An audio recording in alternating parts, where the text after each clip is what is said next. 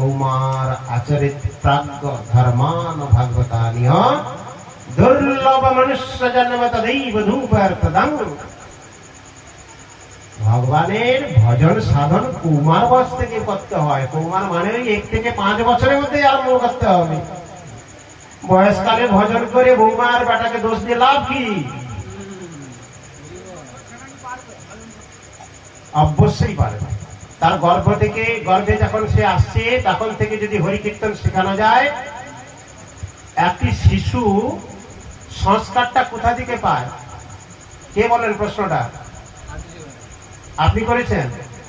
আপনার কি আশঙ্কা রয়েছে যে পারবে না? ধ্রুব মহারাজ কত বছরে বয়স ভজন করেছিলেন? প্রহ্লাদ কত বছরে ভজন করেছিলেন? আপনি শ্রীমদ ভাগবত অধ্যয়ন করেছেন? হ্যাঁ, 5 বছরে 25 আর 1 বছর করেনি, উনি বলেছেন যে 1 বছর কি 1 থেকে 5 বছরের মধ্যে ভজনটাকে আরম্ভ, যে কোনো সময় সে আরম্ভ করতে পারে। অনেকে তো আছে দিব্য গর্ভ থেকেই আরম্ভ করে দেয়, কিন্তু শাস্ত্রের বিধানটা কি আছে আমি সেটার কথা বললাম। এই তো যে যার সংস্কারের উপরে ডিপেন্ড করছে। আমি যদি উপযুক্ত আমার শিশুকে সংস্কার না দিতে পারি, শিক্ষা না দিতে পারি, আমি যদি সেই পথে বয়সকালে আসি, তাহলে আমার সন্তানকে আমি শিক্ষা দিব কি করে? আমি তখন সন্তানকে দোষ দিয়ে কিছু লাভ আছে? কারণ সন্তান যখন এই জগতে আসেনি তখন তো আমি অনাচারী ছিলাম, তার আমার সন্তানও তো অনাচারী হবে নাকি? ভুল বললাম? তাহলে কৌমার আচরিত প্রাজ্ঞ, কৌমার বয়স থেকে আচরণ করতে হবে। দুর্লভ মনুষ্য জন্ম, সেই আত্মতত্ত্বের কথা বলতে গিয়ে এই কথাগুলো আসছে। তাহলে কি বলছেন? বাসাংশ জীর্ণান যথা বিহায় নবানি গৃহ্ণাতি নরৌ পারণি তথা শরীরানি বিহাই নবানি সংজাতি নবানি দেহি। অতএব এই দেহটা যখন জরাজীর্ণ হয়ে যায়, বার্ধক্যকাল এসে যায়, তখন আত্মা কি করে? এই দেহটাকে পরিত্যাগ করবে, ত্যাগ করে আবার একটি দেহ ধারণ করেন। আর সেই দেহটা, তারা যদি কিছু প্রশ্ন থাকে লাস্টে করবেন। এখন শ্রবণ করুন, যদি কিছু প্রশ্ন থাকে পাঠ সমাপ্তের সময় আপনারা প্রশ্ন করবেন, যতটা সম্ভব চেষ্টা করা হবে উত্তর দেওয়া। কারণ শাস্ত্র তো সমুদ্র তুল্য, সবাই সব প্রশ্নের উত্তর দিতে পারবে এরকম কোনো ব্যাপার নয়। তবে চেষ্টা করা হবে আপনার উত্তর দিয়ে সমাধান করা হবে। তাহলে সেই আত্মতত্ত্ব, আত্মা চিন্ময় বস্তু, চিৎ কন অর্থাৎ চিন্ময় বস্তু। তার আত্মার প্রসন্নতাটা যদি আমি না জানতে পারি, আমি যেমন আমার এই শরীরটাকে রক্ষা করার জন্য খাওয়ার আদি আহার আদি গ্রহণ করছি, তো 2 দিন যদি না খাই কি হবে? কি হবে? ওআরএস দিতে হবে, তো স্লাইন দিতে হবে, উঠতে পারবো না, দুর্বল হয়ে যাব। তাহলে এই শরীরটাকে ঠিক রাখার জন্য যেমন আহার আদি গ্রহণ করার প্রয়োজনীয়তা রয়েছে, তেমন আমার ভিতরে যে আত্মিক দেহটা রয়েছে, সেটা কি দেহ বলে? সূক্ষ্ম দেহ, স্থূল দেহ। যাই হোক, সেই আত্মার প্রসন্নতা কিসে হবে?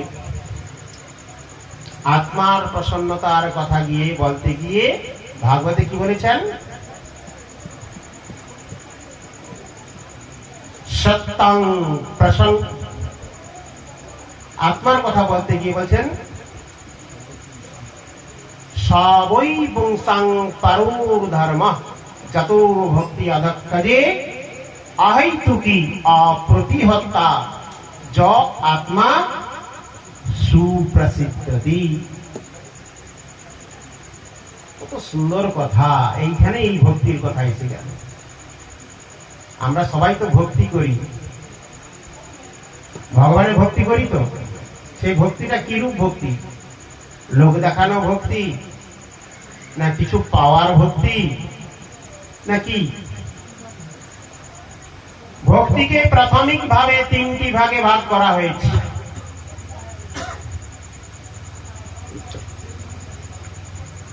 গুণীভূতা, প্রধানী, কেবলা। রূপস্বামীপাদের কথায় আরোপ সিদ্ধা, সঙ্গ সিদ্ধ,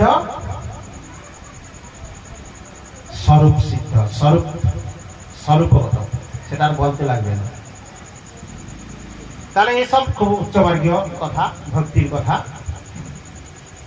তো সেই ভক্তির কথা এখানে বলছেন যে ভক্তির কোয়ালিটি। অনেকে অনেক রকম ভক্তি করে ভগবানকে, কিন্তু ভগবানের প্রিয় কোন ভক্তিটা, যে ভক্তির দ্বারা ভগবান বশীভূত হয়, সেই ভক্তিটা কি? সে ভক্তিটাই বা কোথায় পাওয়া যাবে? আমরা ভক্তির কথা বলছি, ভক্তি কোথায় পাওয়া যায়? প্রত্যেকটা জিনিসটা একটা পাওয়ার জায়গা রয়েছে। ভগবানকে কোথায় পাওয়া যাবে? তারও তো একটা বিধান রয়েছে।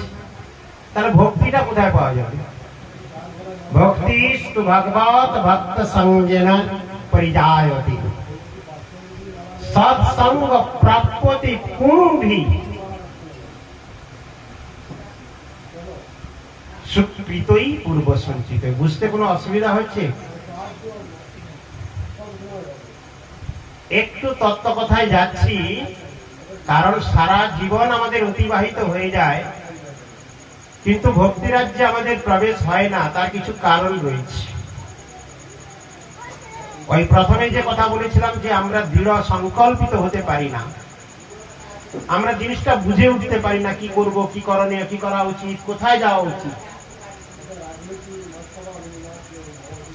এত পারমার্থিক জগতের পিছনে আমরা ছুটছি, হরি কীর্তনের পিছনে ছুটছি, কিন্তু শুদ্ধ হরি কীর্তনের কাছে আমরা যেতে পারছি না। তাহলে সেই প্রসঙ্গ হচ্ছে ভক্তিস্তু ভগবত ভক্ত সঙ্গেন পরিজায়তি। ভক্তিটা ভগবত, ভক্তিস্তু ভগবত ভক্ত, যারা ভক্তি আরাধনা করছেন, যারা মহান, যারা ভগবত আরাধনা করেন অর্থাৎ ভক্ত। দুর্লভ মানব দেহ দেহিনাং কন ভঙ্কুর তত্রাপি দুর্লভ মন বৈকুণ্ঠ প্রিয় দর্শন। শাস্ত্রের কথা কি বলছেন? এমনিতেই তো মানব জীবন বড় দুর্লভ, কারণ এত জন্ম অতিক্রম করে বহু ভাগ্য বলে আজকে মানব জন্ম পেয়েছি।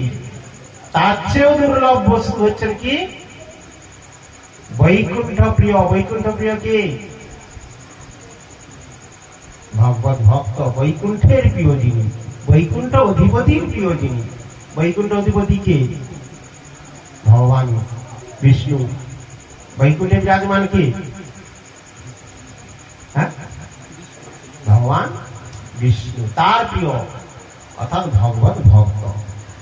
সে আরো দুর্লভ এই জগতে। তাই বলছেন ভক্তিস্তু ভগবত ভক্ত সঙ্গেন পরিজায়তি। ভগবত ভক্তিটা ভক্ত সঙ্গের দ্বারা আসবে। সৎসঙ্গ প্রাপ্যতি পুংভি।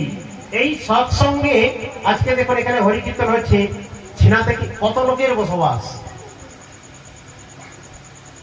কিন্তু সবাই স্বীকৃতিকে আছে এখানে এসে বসা। যার পূর্বর্জিত স্বীকৃতি আছে তারা এখানে এসেছেন। তাই গৌর প্রেমানন্দে। এখানে পাপ পুণ্যের কোনো প্রশ্ন নেই, হয়তো স্বাভাবিক বস্তু। এখানে পারমার্থিক জগতে স্বীকৃতি এবং অপরাধের কথা। স্বীকৃতি বড় দুর্লভ। স্বীকৃতি না হলে আপনি পারমার্থিক জগতে প্রবেশ করতে পারবেন না, আর এই স্বীকৃতি অন্য কোথাও পাবেন না। ভক্ত ভগবান ছাড়া অন্য কোথাও আপনি স্বীকৃতি অর্জিত হতে হবে না। তাই বলছেন পূর্বার্জিত স্বীকৃতি প্রভাবে ভক্তিস্তু ভগবত ভক্ত সঙ্গেন পরিজায়তে সৎসঙ্গ প্রাপ্যতে পুংভি স্বীকৃতই পূর্ব সঞ্চিতই। পূর্ব অর্জিত যদি স্বীকৃতি থাকে তবেই সে ভক্তি রাজ্যে প্রবেশ করতে পারবে।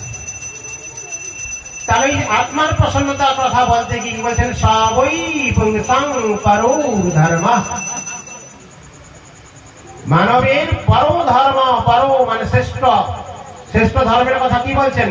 সবই পুংসাং পরো ধর্ম চতুর ভক্তি অধক্ষজি। অধক্ষজ ভগবান অহিতুকি ভক্তির কথা বলছেন।